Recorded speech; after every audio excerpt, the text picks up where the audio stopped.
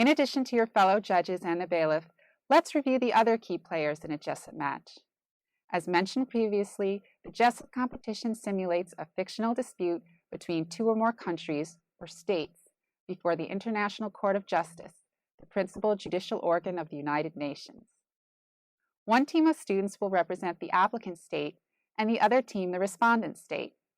Please bear in mind that the terms applicant and respondent are for convenience. They simply indicate the order in which the teams will present their oral arguments.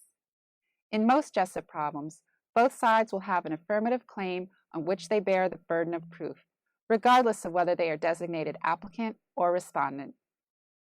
Each team will have two students called oralists present its pleadings. Each team is allowed to have a third person sit at their counsel table to take and share written notes, advise the oralists, or do last-second research. However, this third person is not permitted to speak at any point in the round, either at the podium or at the counsel table. I've already told you that in the Jessup, written briefs are called memorials. There are a couple of other names you need to remember that might be a bit different from other moots. First of all, the students are referred to as agent rather than as counsel. So, for example, you might interrupt a student's presentation by saying, "Excuse me, agent." Likewise, you might refer to her opponent's arguments by saying, "Agent, I note that agent for the respondents have previously argued the opposite." Also, the judges have special names. Students will refer to the judges as Your Excellencies, and when referring to a particular judge, as Your Excellency, His Excellency, or Her Excellency. They may also refer to you by name, for example, Judge Smith. The head of the panel, who sits in the center of the three-judge panel, is the president. Students will refer to the president as Madam President or Mr. President. The president may also, of course, be referred to as Your Excellency. The president is equal in all respects to the other judges, except that she or he has the additional responsibilities of signaling when oralists may begin or need to end their presentations, responding to procedural questions from the oralists, for example, if they ask for additional time to conclude an answer, and generally maintaining order in the proceedings. For example, if there is a problem with the timekeeping or someone speaks out of order, the president should issue an appropriate instruction and take charge of resuming the round.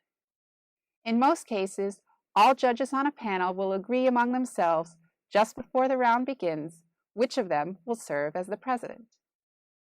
As I mentioned, the bailiff is responsible for keeping time during the round.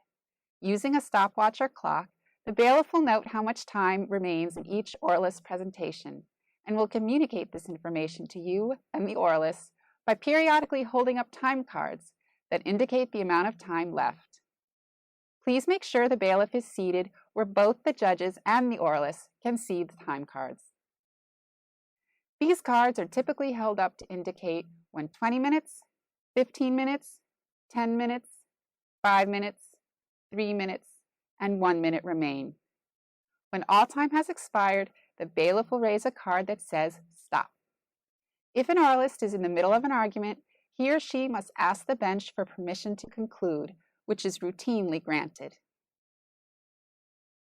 A Jessup oral round consists of 90 minutes of argument between two teams, one team first arguing the side of applicant, and its opponent team then arguing the side of the respondent. Each team has 45 minutes to make its case.